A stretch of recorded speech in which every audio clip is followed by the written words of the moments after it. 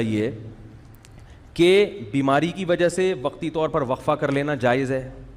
سمجھ میں آ رہی ہو بات؟ اسی طرح عورت کے لیے بچہ سنبھالنا، ایک جڑواں پیدا ہو گیا، بگلے بھی جڑواں ہوں گے وہ، اور اتنی آمدن نہیں ہے کہ وہ دائی رکھیں گھر میں یا ڈے کیئر میں جمع کرائیں ان بچوں کو، خود ہی پالنا پڑتا ہے، اور گھر میں اور بہت سارے کام بھی ہیں. تو اس نیت سے اگر کوئی کرنا چاہے وقفہ تو اللہ کی طرف سے پابندی بولو بھائی نہیں ہے. سمجھ میں آ رہی ہے بات؟ تو پابندی نہیں ہے. کوئی ایسا وقتی عارضی طریقہ اختیار کر کے وقفہ کیا جا سکتا ہے، اگرچہ پسندیدہ نہیں ہے شریعت کی نظر میں. اسلام میں ترغیب یہی ہے کہ نہیں کرو وقفہ، لیکن اگر کوئی کرتا ہے تو جائز ہے.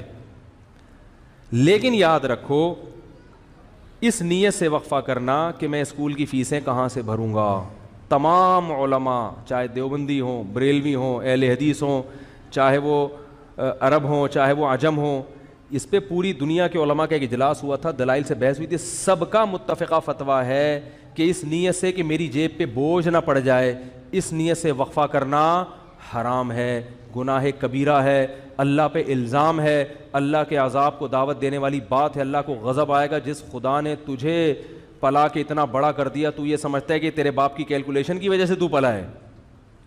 اب تو اگلی نسل کو اس لیے روک رہا ہے کہ کھلائے، تو کھلاتا ہے یا میں کھلاتا ہوں.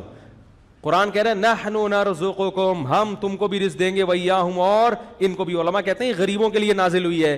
اللہ نے پہلے ذکر کیا کہ تم کو بھی دیں گے، کیونکہ غریب کو ڈر ہوتا ہے میری روٹی نہ چھین لے بچہ، تو اللہ فرماتا ہے تجھے بھی ملے گا اس کی برکت سے، اور اس کو تو ملے گا ہی.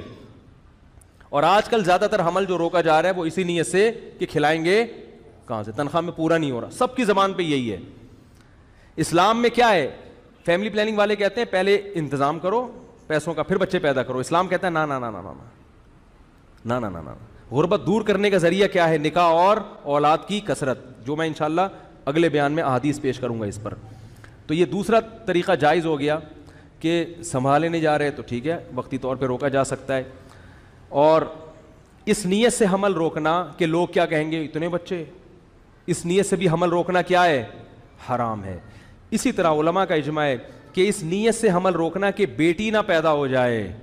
مثلا کسی کی 6 بیٹیاں ہو گئیں، اب وہ کہہ رہا ہے یار اگر ایک اور بیٹی ہو گئی میں تو جیتے جی مر جاؤں گا، اس لیے حمل روک رہا ہے. اس نیت سے بھی حمل روکنا کیا ہے؟ حرام ہے. کیونکہ آپ بیٹی کو کیا سمجھ رہے ہو؟ منحوس. اسلام میں یہ منحوس نہیں ہے.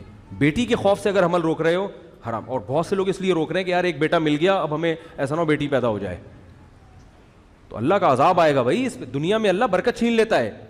اور ایک آخری بات یہ کہ کسی بھی وجہ سے حمل روکا جا رہا ہو، آپریشن کر کے عورت کی بچہ دانی نکال دینا یا مرد کے لیے نس بندی کر لینا، تمام علماء کے نزدیک حرام. یہ آخری مسئلہ بیان کر کے بیان ختم کرتا ہوں.